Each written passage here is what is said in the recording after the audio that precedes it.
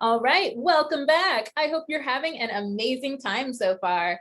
Our next speaker is Pranava Goundan. He is the principal at ZS. Please join me in welcoming him to our virtual stage. Thanks, Patrika, and hi, everyone. I'm just going to get my slides up. As Patrika mentioned, my name is Pranava Goundan, and I am a principal at ZS. ZS is a global management consulting firm with a deep focus in life sciences and healthcare. And at ZS, I lead up our AI practice specifically focused on pharma research and development. And so for today, I'd like to be talking to you about how we can unlock the productivity promise in the context of pharma R&D across the value chain, and share with you some of our experiences and learnings to deliver on this exciting and important new capability with AI. So I'd like to begin by talking a little bit about the productivity of pharma R&D. And now this is a topic of intense research over the past few years. And one of the phenomena that some of you may have heard of is called Eroom's law. It was written about in a paper in Nature back in 2012, where the authors looked at the productivity of pharma R&D in terms of the number of new molecular entities that pharma has been able to bring to market over the last 60 years. And what the authors observed is the fact that pharma R&D productivity has in fact exponentially declined, going from the 1950s all the way up to 2010. So that's what you see in the graph with the line in blue ranging up to 2010. Well, last year, this study was refreshed again in a new publication in Nature, where pharma R&D productivity was looked at over the last 10 years. Now, pharma R&D productivity is really important because pharma spends about $83 billion a year in R&D. This represents 25% of all of its revenues. And as an industry, pharma's investment in R&D is far ahead of any other industry. The next industry in terms of investment into R&D is in electronics and software, and they spend only about 15% of their revenue. So pharma invests a lot in the R&D process, of course, clearly for a variety of good reasons. And so given the scale of investment, it's really important to understand what have been some of the factors that have enabled pharma to reverse or break this Eroom's law phenomenon that have been observed in the past. And so what can we learn from these improvements over the past decade that are seen in this line in pink, where the pharma R&D cost of bringing a drug to market has improved from around about $2.5 billion back in 2010 to what's looking to closer like between $1 and $2 billion for every drug that has been brought to market. So some of the factors that have influenced this turnaround is that the authors note have been better information. And basically, this refers to just us having a better understanding of disease biologies, leveraging, of course, the tremendous progresses through the Genome Project, and understanding how disease biologies work and how they can be modulated. The evidence for this has been basically correlating the growth in genome-wide association studies with how that has impacted the progress of assets through the R&D value chain. And there's evidence that shows that this availability of better information is enabling more success. And the second is just a better use of information. Now, of course, pharmaceutical companies have been investing a lot into improving their decision-making using this new data that's available. And so that has been another driver of it. And then finally, the authors observe changes to the approval threshold. Of course, as you're developing more targeted therapies for rare diseases with high unmet need, it has a different bar for approval threshold. So where can AI play a role? Really on both of these first two aspects around how can we glean better information and how can we better use this information that we have so as to develop new drugs and therapeutic interventions for patients. And in fact, as we look out into the present and to the future, I believe we're at the cusp of an AI revolution in pharma R&D. Three reasons for this. First, the explosion of data itself. So it's expected that over the course of the lifetime of an individual, they will generate about 1 million gigabytes of healthcare data. 1 million gigabytes, which equates to a petabyte of healthcare data for every individual. So when you look at the size of human population, that is the promise of hundreds of zettabytes of data that will become available, of healthcare data that will become available to us. Right? This data ranges from data about genome sequences through next generation sequencing tests to map out an entire genome cost less than $100. This includes data that is getting digitized with electronic health records, medical imaging and radiomics data, wearable devices data, applications that we use in digital therapeutics, and all of the streaming data that's becoming available to us. So that's exciting that there's so much data, because data is the fuel that powers the promise of AI. But tied to this data are challenges. Much of this data is unstructured. Much of it is unlabeled. It's not all going to be integrated and mastered. And so the emphasis on the verification of this data so that it can power the next generation of learnings and insights is critical. And so we'll talk a little bit about that in the next few minutes. The second reason why we're excited about this revolution in AI is because of programmable biology. Now, over the past decade, about 20 cell and gene therapies have been approved here in the United States, and it's expected that this number will explode. And really, what is leading to the rise of all of these cell and gene therapies is the ability to really program molecular data, right? And in order to program this molecular data, we do have to develop a set of skills beyond traditional molecular science to couple that molecular science with data science, because this is ultra high dimensional data, right? So there's an opportunity here, but there's also a challenge of bringing together these schools of learning that have typically resided separately. And then finally, let's spend a little bit of minutes talking about productivity. We talked about productivity on the previous page, but I want to talk about productivity in the clinical development setting. There is a huge avenue for improvement, a huge opportunity for growth. When you think about clinical trial design in particular, right? Protocols have been becoming more complex. Over the past decade, the number of procedures that go into a clinical trial protocol have gone up by 70%. The number of endpoints in clinical trials have, especially in phase 3 clinical trials, have gone up by 86%. And on average, a clinical trial protocol has to be amended about 5 times through the clinical trial process. And remember, this is a process that takes several years. The overall time to go from invention to approval for an asset is about 10 to 12 years. And clinical trials, that process, about 65% of the time and cost investment is in the clinical trial design and operations process, right? So there's rooms for improving the design, and from an operations standpoint as well.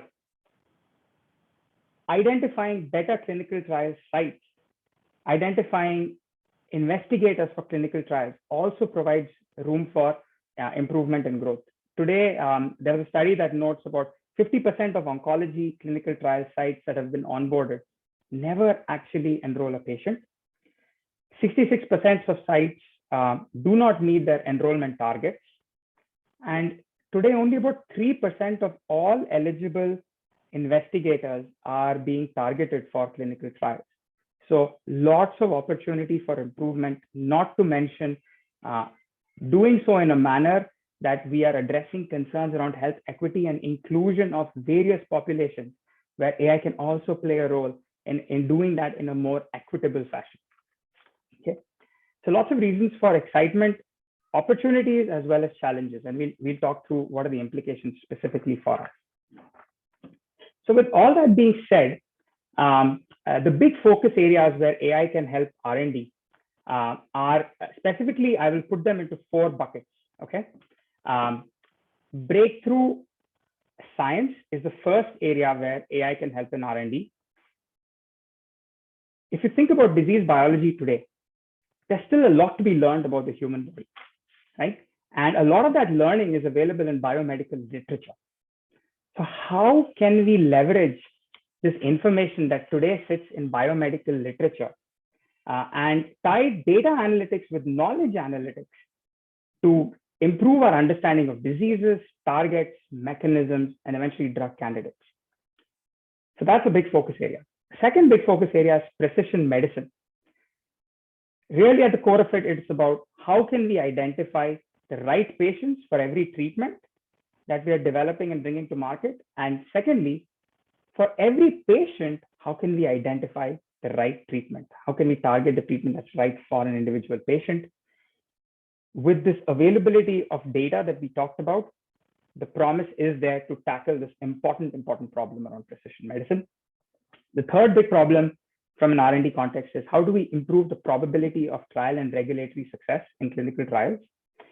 And here, really the opportunity for us is how can we simulate in silico the likely outcomes from a clinical trial, especially as more and more data becomes available as we advance through the clinical trial process.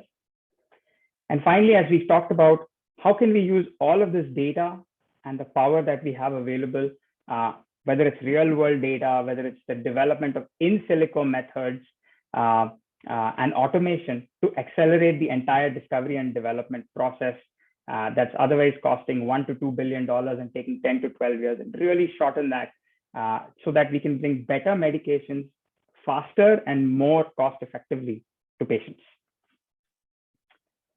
So with that, I'd like to spend our time talking specifically about a few case studies that help to bring to life how AI has in fact been deployed in pharma R&D and some of the learnings from them.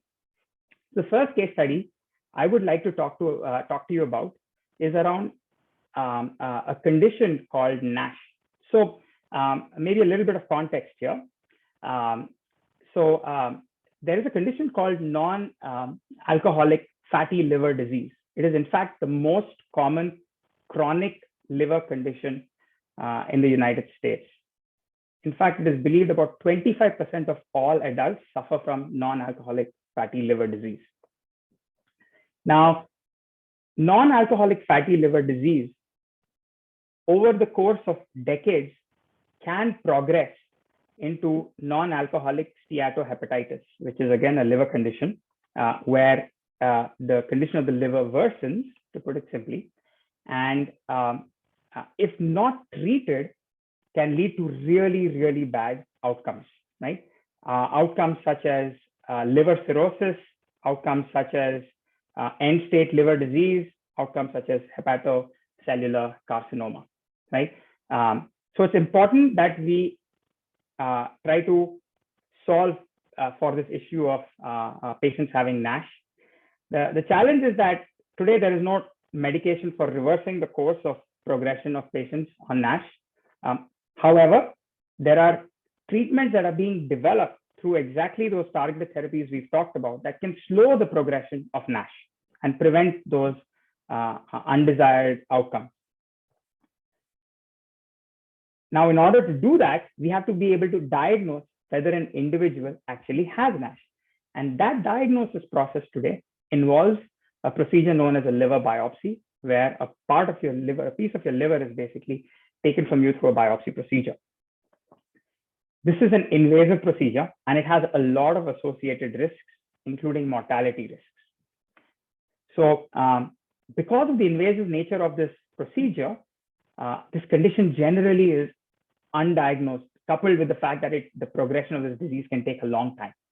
And so there's an opportunity or an unmet need specifically around coming up with non-invasive diagnostic procedures for NASH. So this was a problem that in fact we worked on. with some of our collaborators. And we sought to see, can we predict whether or not a patient is likely to get diagnosed with NASH based purely upon EMR data without the need for a patient biopsy. So the approach that we took here was one where we leveraged the extant literature to understand risk factors for NASH and inform the feature engineering that we do in AI and machine learning modeling. We built a supervised machine learning model using the Nash Clinical Research Network data from NIH. We then subsequently, we built a model. We got really encouraging, promising results in terms of quality of accuracy using this Nash CRN data. But we needed to validate it even further in the real world context. So we took this machine learning model and in fact validated it on real world Optum data, Optum EMR data. And in fact, the models continue to demonstrate really, really promising results.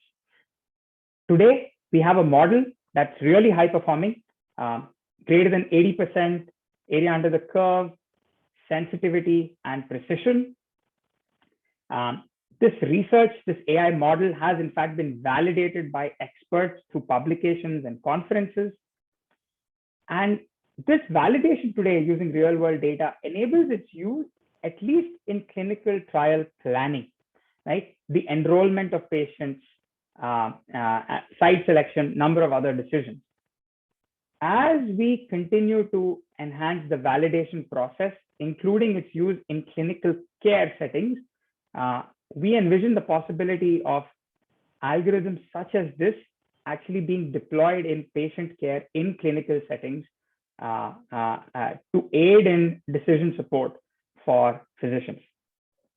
So really an amazing application of AI and ML to come up with this non-invasive approach to predict NASH. I think a few key meta learnings. First of all, to do this, we had to take a multidisciplinary approach, bring together a team comprised of epidemiologists, experts in real world data, and data scientists, all working together towards this problem, experts in HEOR, all working together to solve this important problem. The second meta learning was the importance and rigor at the time that it takes to go through a clinical validation process. This entire process has been a 2 or 3 year journey for us. This process takes time. Developing validated machine learning models takes time in the context of pharma R&D. So that's another key learning that I want to talk about, and hopefully we'll reflect on it at the end of our presentation. I want to talk about a second case study building on the work I was talking about from a Nash standpoint. And that is specifically around taking a semantic approach to identify combination CAR-T modalities. So what's the problem here? The problem here is that, as we talked about, CAR-T is an exciting new therapy that's being used to treat otherwise several life-threatening conditions. But one of the challenges with CAR-T therapies is that they can have other immune resistance challenges as well. So, and a big area of focus in the research is how can we investigate combinations of CAR-T cells with other treatment modalities so that we can overcome this immune resistance, potentially enhance therapeutic efficacy in conditions like solid oncology tumors, and to modulate pathways during the T cell activation process, right? And so there's a lot of research happening in this space. It's exciting, but it's also rapidly expanding the research corpus. And it's increasingly becoming challenging for researchers to stay on top of all of this literature that's coming out, right? So the question that was posed to us is, can we rank and prioritize these research publications that are coming out so that researchers can develop a deeper understanding faster for these combination therapies and relevance for development of these targeted combinations.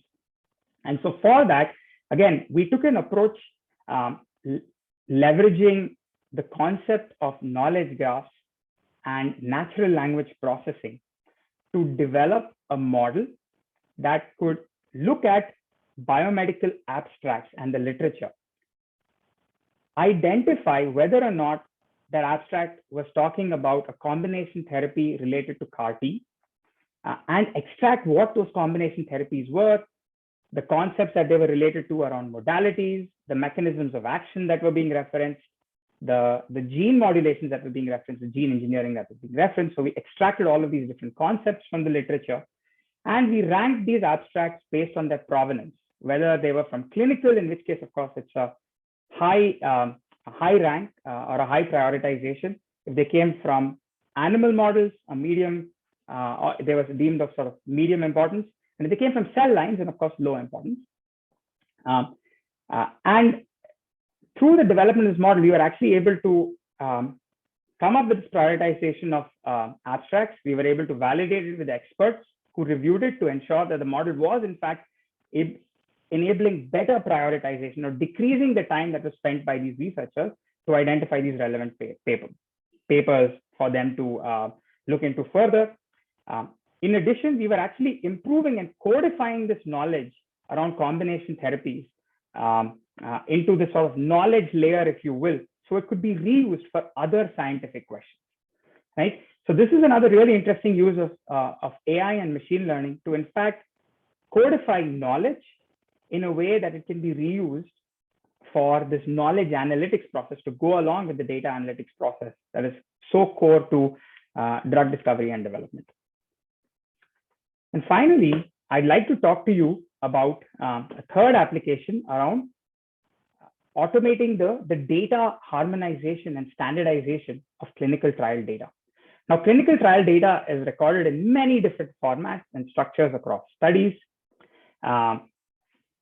And when you think about the need to conform this data, for example, to the SDTM format, which is needed for regulatory submissions, this is a fairly tedious, expensive process done manually with dependence on SMEs and coders, right? And so we said, well, if I take this problem of data conformance and standardization, which is done manually by experts, how can we use AI to make that process much more efficient? And in fact, we developed a supervised ML system to map and recommend transformations that should be applied to the data so as to support the data conformance. We built a human in the loop process so that we could take users' feedback on the recommendations that the algorithm was making. And through active learning, we were actually able to even improve the future recommendations that this algorithm would make. And in fact, in the process of developing the source to target mapping using machine learning, we were able to develop frameworks that actually scale across domains and functional areas. Through this, we were able to achieve 85% faster study conformance time, going down from about 1 to 2 weeks down to just a couple of days. We were able to achieve quite high accuracy, even with a limited training data set, about 80% accuracy with a small training data set of historical data transformations and harmonization that had been done. And in fact, with active learning, we can improve accuracy up to 90%. And human in the loop ensures that all of this is still scalable in a compliant way, which is a really important part of the process, while also generating significant cost savings. In the very first year, over $1 million of cost saving, and that savings will scale further. So in summary, I'd like to wrap up my talk by talking about learnings or considerations to this promise of unlocking AI productivity in R&D. So the first is really taking a multidisciplinary team approach to problems in R&D AI. It not just involves technical experts like data scientists and machine learning engineers and data engineers, but also deep domain experts like molecular scientists, biostatisticians, bioinformaticians, all working together in a multidisciplinary collaborative way to solve the kinds of problems we've talked about. Second is the observation that the paradigm for R&D AI is different. AI needs to be grounded in the context of R&D in scientific knowledge. We need to think equally about inference, not just about accuracy. And there's a long gestation period for concept validation. All of this needs to factor into how we plan to make investments in AI in the context of pharma R&D. The third is taking a portfolio approach with the end in mind. Specifically, building a balanced portfolio of high-risk moonshots that can have high impact, but also shorter-term gains so that we can continue to make incremental progress as well as disruptive progress through AI. And finally, think about AI as a platform technology in the context of R&D. How do we build reusable capabilities around intelligent knowledge management, intelligent data management, building the right knowledge architecture, doing patient computational phenotyping at scale? In order to do these, we can build AI modules that are reusable across several functions, whether it's biomedical research, preclinical, clinical, evidence generation. And so taking that platform technology mindset to AI will be critical to scaling its impact. With that, I thank you for your attention today, and I look forward to connecting with you over the course of our conference. Thank you once again for your time. Wow, thank you. Thank you so much. That was amazing. And I know this virtual audience is going wild with virtual applause. Thank you so much for sharing with us today. For the audience, it's time for you to make your way to your next session. Along the way, make sure you accept your connection request and take some time to check out our amazing exhibits. Thanks so much, and we'll see you around.